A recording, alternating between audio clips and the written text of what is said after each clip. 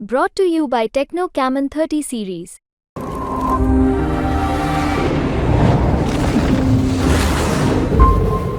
नमस्कार, good morning.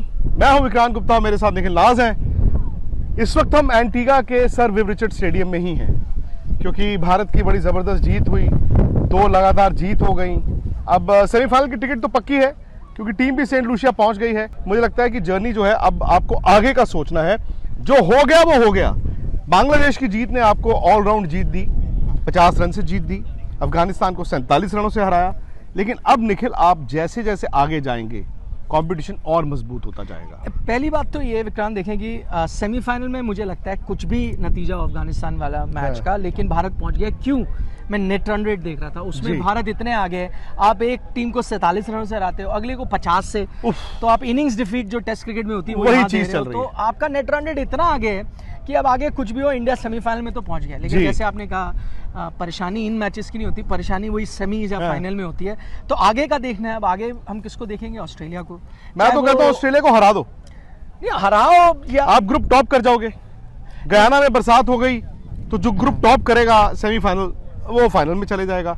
तो मैं उसका उल्टा नहीं चाहता कि सपोज इंडिया अपने ग्रुप में नंबर 2 रह जाए, गयाना में बरसात के फोरकास्ट है, रिजर्व डे नहीं है और बरसात के कारण मैच नहीं हुआ, तो अगर इंडिया नंबर 2 रह गया अपने पूल में, तो जो सामने वाली टीम होगी वो फाइनल में चली जाएगी। बिल्कुल। और दूसरी बात, क्योंकि रिजर्व डे नहीं है जैसे आपने कहा, तो कोई चांस ही नहीं है। लेकिन इंडिया और ऑस्ट्रेलिया हालांकि कांटे की टक्कर है। पेपर पे ऑस्ट्रेलिया बेहतर नजर आती है, लेकिन कहीं ना कहीं लीग गेम में मुझे लगता है भारत हमेशा ऑस्ट्रेलिया को मार देता है। वो आगे की परेशानी है। लेकिन इस बार आप ऐसा कह रहे हो सकता है सेमीफाइनल हो ही ना। अच्छा, तो लीग गेम में तो का जो कॉन्फिडेंस है ना, जो हौसला है, वो इसलिए बढ़ा है क्योंकि जिस तरह से भारत ने बांग्लादेश को हराया। देखिए, रन तो 47 अफगानिस्तान के भी अच्छे थे, लेकिन वहां पर आपकी बैटिंग थोड़ी कमजोर दिख रही थी। यहां पर क्या हुआ कि बल्लेबाजी पहली गेंद से ऐसी चली कि किसी भी स्टेज पर भारत आधा कदम भी पीछे नहीं रहा।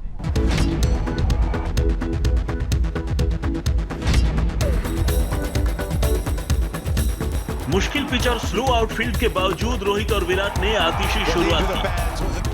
दोनों के बीच 3.4 ओवरों में 39 की साझेदारी हुई। रोहित ने 11 गेंदों पर 23 की पारी खेली। विराट और पंत ने मिलकर पहले पावर प्ले में भारत को 53 रनों तक पहुंचा दिया।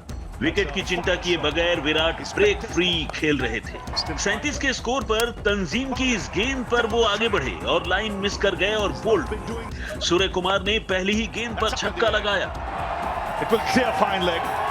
लेकिन दूसरी गेंद पर आउट भी हो गए। 12वें ओवर में रिवर्स स्वीप की कोशिश में पंत आउट होने पर थोड़ा दबाव बढ़ा। खैर, 24 गेंदों पर 36 की पारी खेलकर पंत अपना काम कर गए थे। पहले दुबे थोड़े दबे थे, लेकिन हार्दिक ने जोश बढ़ाया तो वो भी बढ़ गए। उन्होंने 24 गेंदों पर 24 की पारी खेली।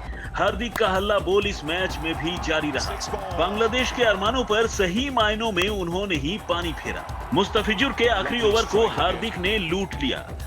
आखिरी गेंद पर इस चौके के साथ उन्होंने इस टूर्नामेंट में अपना पहला अर्धशतक भी जमाया और टीम को 196 के स्कोर तक पहुंचा दिया। ये स्कोर बांग्लादेश के बूते के बाहर का था। आज तक ब्यूरो। बहुत लंबा हो गया इंतजार।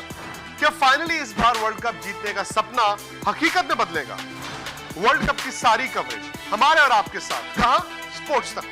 स्पोर्ट्स तक यूट्यूब, स्पोर्ट्स तक ऐप और स्पोर्ट्स तक वेबसाइट पर सीधी कवरेज अमेरिका और वेस्ट इंडीज।